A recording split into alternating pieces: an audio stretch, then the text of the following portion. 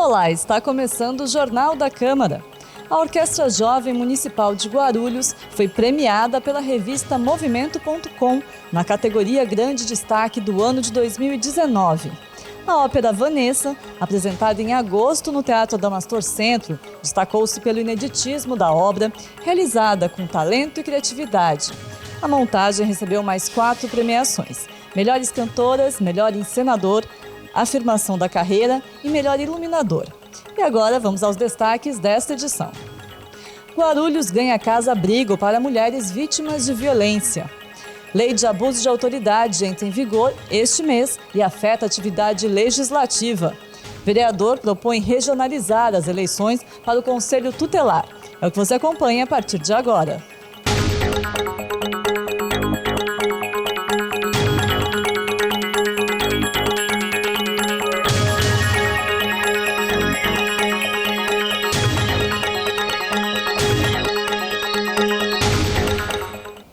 Guarulhos ganhou uma casa-abrigo para receber mulheres vítimas de violência doméstica e situação de ameaça ou risco. A solenidade de inauguração foi realizada no dia 20 de dezembro. A inauguração da Casa-Abrigo Reflorescer aconteceu no auditório do Paço Municipal porque o endereço do abrigo é sigiloso. O objetivo é garantir a segurança das mulheres. O equipamento tem capacidade para atender 40 pessoas, entre mulheres e seus filhos até 18 anos. Segundo a subsecretária de Políticas para as Mulheres, Vera Lúcia de Souza, não haverá tempo definido para a estada da mulher vítima de violência. O tempo a gente não tem como dizer, porque ela pode ficar, às vezes, 6 meses, como 1 ano. Depende da situação dela. Se ela consegue, voltar para o mercado de trabalho, a sair desse ciclo de violência. Para tudo isso, a gente vai ter um trabalho muito especial com essa mulher. Criada pela Secretaria de Direitos Humanos, sob a gestão do secretário e vereador licenciado Lamé Ismaili, a Casa-Abrigo será administrada pela ASBRAD, Associação Brasileira de Defesa da Mulher, da Infância e da Juventude. A presidente da entidade, Dalila Figueiredo, falou sobre as formas de acolhimento às mulheres. É garantir a ela o atendimento psicológico, o atendimento social, o acesso às políticas públicas, acesso às políticas públicas do governo federal ou do governo municipal, trabalhar a autoestima da mulher, garantir que ela possa conhecer, ter acesso à justiça, saber os seus direitos, ter acesso a esses direitos, porque a partir dessa condição de vítima para sujeito de direitos, ela muda, ela passa sim a procurar essas garantias de direitos. Então, o direito a uma vida livre de violência é tudo que a gente busca. O prefeito Guti afirmou que serão gastos R$ 1.600 por mulher atendida. O chefe do executivo destacou o significado de reflorescer. Simboliza todos aqueles intempéries que uma flor sofre no tempo. Ela murcha, cai pétala, mas ela volta linda, forte, e muitas mulheres acabam passando por isso. E essa casa é a oportunidade dessa mulher que sofreu esses absurdos possa reflorescer e voltar para a sociedade mais forte, mais bonita, mais leve e livre. A solenidade contou com a participação de representantes da Delegacia da Mulher, das Polícias Civil e Militar, do Ministério Público Estadual, da Secretaria de Políticas para as Mulheres da cidade de São Paulo e também da Guarda Civil Municipal. O Legislativo foi representado pelo presidente da Câmara, professor Jesus, e mais 6 parlamentares. Dos quase 4.000 casos de violência contra a mulher registrados em Guarulhos no primeiro semestre de 2019, o presidente da Câmara destacou os feminicídios, que chegaram a 41. A Casa-Abrigo Reflorescer, hoje no município de Guarulhos, é uma realidade. Nós não podemos também deixar de falar que, infelizmente, lógico, isso não deveria acontecer, mas acontece. Nós podemos observar que a questão do feminicídio, a questão da violência contra a mulher, a cada dia cresce, não só no município, mas no país. Mas aqui nós temos uma casa agora que vão acolher essas mulheres que, na realidade, talvez estejam aí espancadas, machucadas por algum problema, talvez que o marido fez, por alguma violência. A procuradora especial da mulher na Câmara, a vereadora Carol Ribeiro, do MDB, vê a Casa-Abrigo como o início de uma política protetiva. Tinha, assim, uns encaminhamentos, delegacia, fazer o BO, auxílio jurídico, psicológico, mas o maior problema em si não tinha, que é para onde elas vão, porque muitas vezes elas querem ir, mas não tem para onde ir. E hoje tem, graças a Deus, né? Como eu disse, é pouco, mas já é o começo, né? A autora da lei que autoriza o Executivo a instituir o projeto Casa-Abrigo para Mulheres Vítimas de Violência, promulgada pela Câmara em abril de 2019, a vereadora Genilda Bernardes, do PT, elogiou a iniciativa. A parlamentar também é procuradora da mulher na Câmara. Eu vinha conversando agora com algumas ativistas aí do meio e ter a Casa-Abrigo é um grande passo para a emancipação da mulher no que diz respeito à violência, principalmente a violência doméstica, né? Porque a hora que você sofre agressão, muitas vezes você quer sair daquela situação, mas você não tem para onde ir. Agora elas terão, né? Elas terão um lugar que abriga, que acolhe, que ajuda, que orienta, que emancipa. Entrou em vigor este ano a Lei de Abuso de Autoridade, uma legislação polêmica que pretende coibir violações de direito em investigações, processos administrativos e judiciais.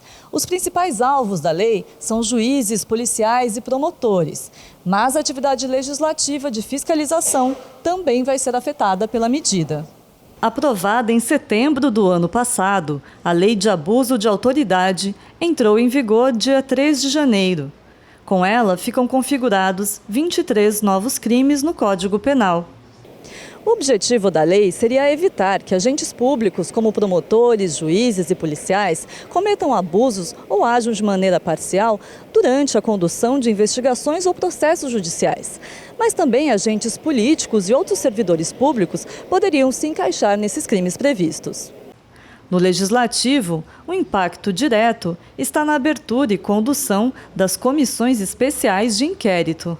Investigações que são abertas dentro do Legislativo, como é o caso da formação de CPIs ou aqui em Guarulhos, comissões especiais de inquérito, que agora, com a vigência desta lei, vão precisar ter, além de um requerimento fundamentado, como já é feito, anexos com elementos mínimos que mostrem um indício, uma participação em algum ilícito, seja criminal, civil ou administrativo. Numa situação em que uma CEI é aberta com elementos mínimos, portanto legalmente, mas no decorrer dos trabalhos evidencia-se que não há mais o que investigar, o que diligenciar, a CEI deve encerrar seus trabalhos e entregar o relatório. Ela não pode, por exemplo, prorrogar os trabalhos e sem realizar reuniões, sem realizar investigação propriamente.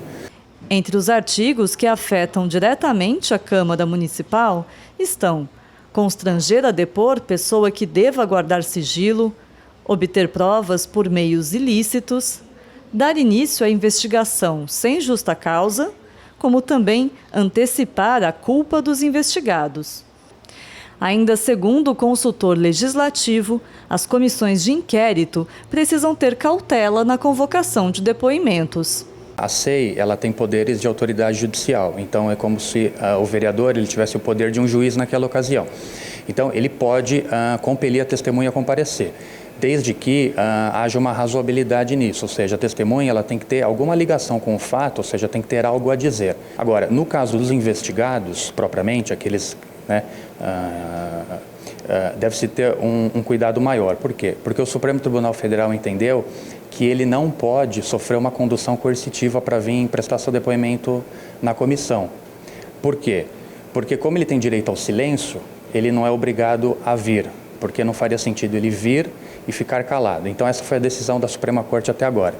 Advogado e vereador, Dr. Laércio Sandes, do Democratas, enxerga a medida como benéfica e ressalta que os agentes públicos vão precisar estar mais atentos a possíveis excessos. Eu acredito que é conveniente, eu penso que cada um de nós precisa saber até onde vai a sua obrigação e onde vai o seu limite, você se depara, por exemplo, com ações judiciais que está no gabinete de um juiz por quase 2 anos para proferir o voto, para proferir uma sentença. Isso também é abuso de autoridade. Então, eu acho que é o momento oportuno. Eu não afirmaria que a lei ela está firme e própria para ser uma lei contínua ao longo dos anos aí. Me parece que ela precisa realmente de aperfeiçoamento, porque foi feito no calor da emoção lá no Congresso Nacional, essa questão de investigação, lava-jato, se houve excesso, se não houve, mas ela é bem-vinda, a meu juízo, precisa existir, porque as autoridades num todo também precisam ter mais responsabilidade. A lei de abuso de autoridade tem gerado polêmica entre juízes e promotores, que a acusam de abrir margem à impunidade. No campo oposto, a Ordem dos Advogados do Brasil defende a medida. Presidente da OAB Guarulhos, Eduardo Ferrari, detalhou o posicionamento da entidade. A Constituição Federal diz que todas as decisões, seja ela administrativa, judicial, tem que ser fundamentada. Se houver fundamento, não tenha dúvida alguma de que qualquer autoridade, qualquer ente público vai poder desenvolver sua atividade jurisdicional, desde que fundamente. Na verdade, é uma lei que não precisaria existir, de fato, isso posso dizer assim. Entretanto, há uma série de violações. E essas violações, quando elas não conseguem se equacionar, a lei tem que estar ali para punir os excessos. Então, eu vejo que a lei, nesse sentido, veio numa boa oportunidade de correção. Associações de juízes e promotores entraram na justiça contra a lei de abuso de autoridade. Procurado pela nossa reportagem, o Ministério Público Federal, em Guarulhos, preferiu não se pronunciar. No dia 17 de dezembro, foram entregues as obras do CEL Bom Sucesso. O evento contou com a participação de vereadores e do presidente da Câmara, professor Jesus. As matrículas para quem pretende utilizar o equipamento público estarão abertas neste mês. Com uma área de 245 mil metros quadrados, o Centro Educacional Unificado do Bom Sucesso disponibilizará 700 vagas distribuídas em 15 salas de aula. 7 serão destinadas à creche e 8 à pré-escola. Mas a estrutura do CEL conta também com 2 piscinas, ginásio poliesportivo, escola ambiental, playground e auditório. Além do prefeito, a solenidade de entrega das obras contou com a participação de 11 parlamentares da Câmara, incluindo o presidente da Casa, professor Jesus, que comemorou o novo equipamento educacional. Esse CEL realmente será um grande impacto para a população daqui, porque penso que por ser um bairro periférico, na realidade talvez não tivesse uma coisa tão bacana como o CEL. Isso é importante para a educação. Eu penso que o lazer, o esporte, a questão cultural, isso é muito importante para o nosso município. Após a solenidade, os parlamentares acompanharam o chefe do Executivo a uma visita às instalações do novo CEL. Segundo o secretário de Educação, Paulo César Mateus da Silva, a estrutura do CEL estará disponível à população a partir do início de janeiro. As aulas no dia 1º de fevereiro, isso já está tudo acertado. Nós já teremos equipe aqui a partir do dia 7 de janeiro próximo, já recolhendo as matrículas, e nós temos o projeto Verão. E o CEL Bom Sucesso, evidentemente, já vai contar com a equipe para programação, as piscinas abertas. É o primeiro CEL de Guarulhos que tem uma quadra de tênis para difusão desse esporte. Então, a partir do dia 7, na primeira quinzena de janeiro, nós já teremos o CEL funcionando plenamente. E depois, em fevereiro, com o início das aulas, aí a parte educacional. O equipamento tem que estar numa área de até 2 quilômetros. Para creche, a lei não permite que a gente atenda com transporte. Então, toda essa região, num raio de 2 quilômetros, será beneficiada. Além do CEL Bom Sucesso, foram entregues em dezembro os CELs Itapejica e Continental. O líder do governo, o vereador Eduardo Carneiro, do PSB, enfatizou a conclusão das obras da gestão anterior. Quando começa uma gestão, parece que o novo gestor esquece tudo que foi feito. E muitas vezes obras ficam ao relento aí, esquecidas. Eu ressalto isso. Com o prefeito Guti, estamos terminando obras que estavam como esqueleto. Assim foi com os outros 2 CELs, assim foi com esse CEL, assim foi com a UPA Cumbica, assim foi com a UPA Paulista, assim foi com o CEMEG de Cumbica. Várias obras espalhadas pela cidade, isso demonstra uma seriedade. O vereador Geraldo Celestino anunciou durante a solenidade que protocolou no último dia 12 um projeto de lei propondo que o CEL Bom Sucesso receba o nome da falecida mãe do prefeito, a professora Clara Amélia Redondo Bispo.